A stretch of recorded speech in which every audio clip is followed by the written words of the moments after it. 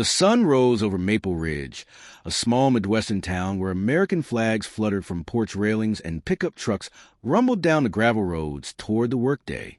The community thrived on routine. Hot coffee from the diner, kids waiting for school buses, and neighbors waving through frosted car windows. Inside the maple-scented kitchen of the Bennett family home, 38-year-old Ethan Bennett packed his daughter's lunch. PB&J sandwich, apple slices, and a note that read, "You got this, kiddo." His wife, Claire, scrambled eggs while humming a tune from the church choir. It was a typical American Monday morning, rushed, warm, and full of unspoken love. But one thing threw it off balance. Ethan wasn't going to work at the auto shop today. Instead, he had to go to court, accused of a murder he swore he had nothing to do with. While tying his 10-year-old daughter's shoelaces, he tried keeping his voice steady.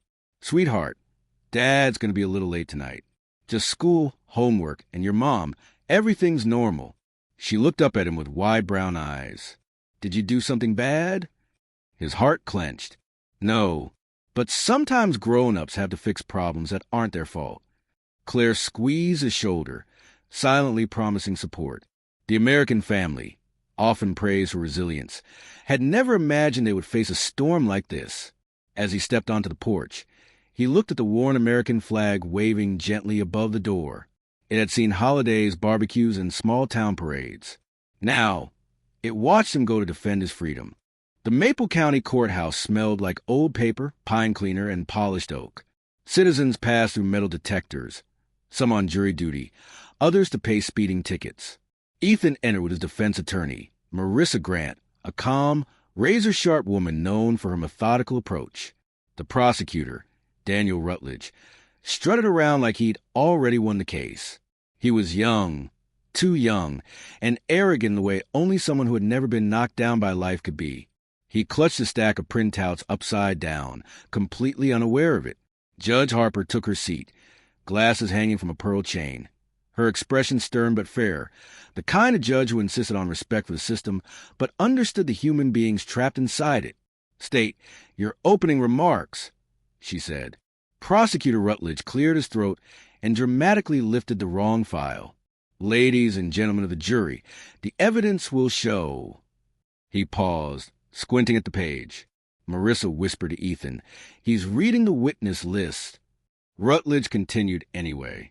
"That the defendant used, a bagel slicer?" "Wait, no." He shuffled frantically. A few jurors exchanged looks. Judge Harper sighed. "Mr. Rutledge, do you need a moment?" "No, Your Honor. I'm perfectly prepared." The courtroom spectators murmured. Ethan felt a strange mixture of anxiety and hope. Maybe the prosecutor's inexperience would actually reveal the truth. Rutledge finally found a correct page and launched into a dramatic but tangled speech about evidence, timeline, and motive. Most of it contradicted itself. He seemed to confuse the victim's house with Ethan's workshop, and even mispronounced Ethan's last name twice.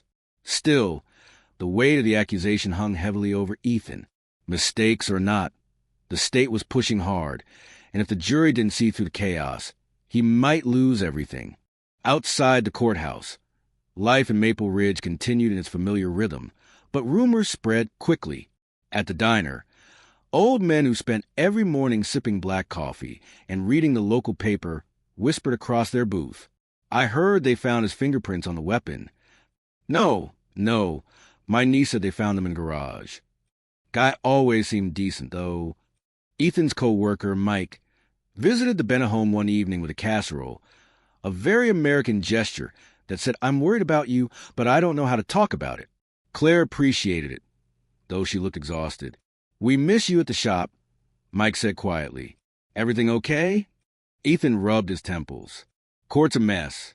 The prosecutor can't even keep his notes straight, but they're pushing those accusations like gospel." Mike shook his head.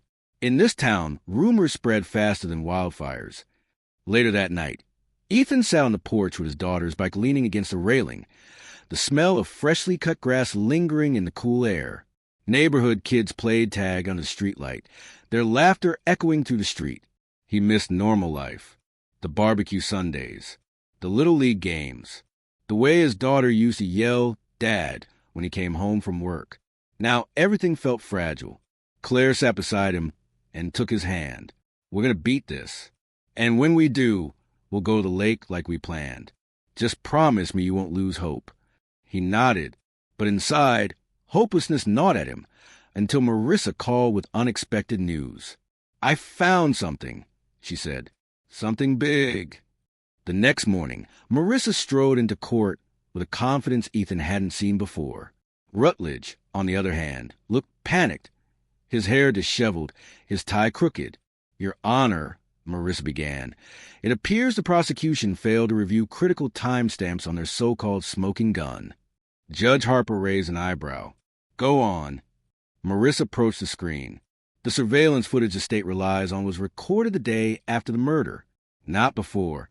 Not during. After. Gasps filled the courtroom. Rutledge fumbled with his paperwork. That can't be right. My file. Marissa continued.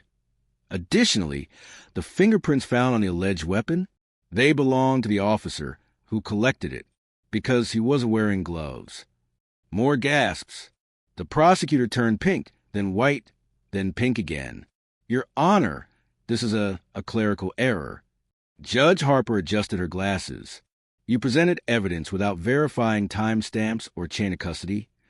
Rutledge opened his mouth, but no words came out. Marissa delivered the final blow. And the so-called motive? Text messages allegedly sent by my client?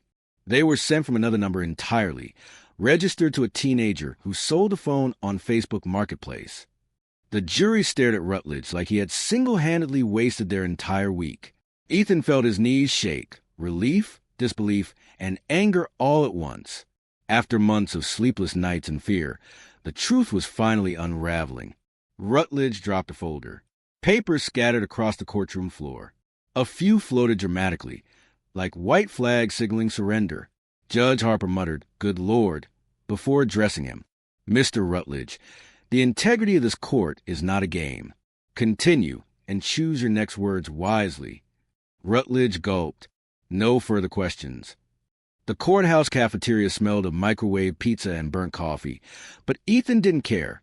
It was the first time he'd tasted food without feeling sick. Marissa joined him at the table. We've turned the tide, but there's one more thing. She slid a folder to him. Inside was a picture, a truck identical to his, captured on a traffic cam near the crime scene. That's not mine, Ethan said immediately. Look, the bumper's dented. Mine isn't. That's what I thought. She stood, determination in her eyes. I'm calling the real perpetrator to the stand. Back in court, Rutledge objected loudly but incoherently, citing rules that didn't exist. Marissa ignored him. The man she called was Frank Daly, the victim's disgruntled business partner. He swaggered to the stand with forced confidence. Under Marissa's questioning, his alibi fell apart. He contradicted himself repeatedly, first claiming he was home watching football, then saying he was at a bar that no longer existed. Which is it? She pressed. Both, he snapped. You were in two places at once. The jury stared at him like he was a circus act. Marissa delivered the final stroke.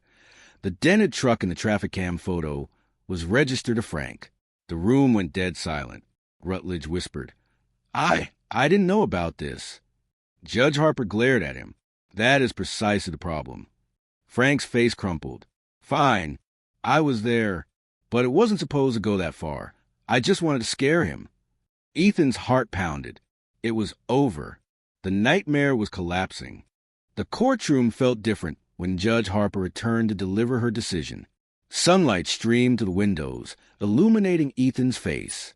After reviewing the evidence, she said firmly, this court finds the defendant, Ethan Bennett, not guilty. Charges are dismissed. Claire covered her mouth, tears spilling down her cheeks. Ethan's daughter rushed into his arms with a sob of relief. Marissa smiled warmly. Told you we'd win. Outside, the autumn air felt crisp and new. The courthouse steps were surrounded by people.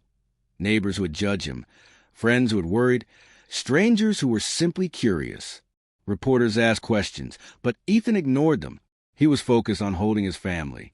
I just want to go home, he whispered. And they did. That evening, they grilled burgers in the backyard like they used to. The smell of charcoal filled the air. Kids played with sparklers left over from the 4th of July. Claire made sweet tea, and Ethan flipped burgers wearing an apron that said, #OneDad. Life wasn't magically perfect again, but it was real, and it was theirs.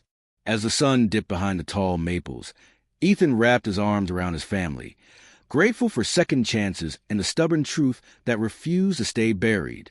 In a quiet voice, he said, "We're going to the lake next weekend. No more delays." Claire smiled. "You promise?" "I promise." And for the first time in months, he felt free.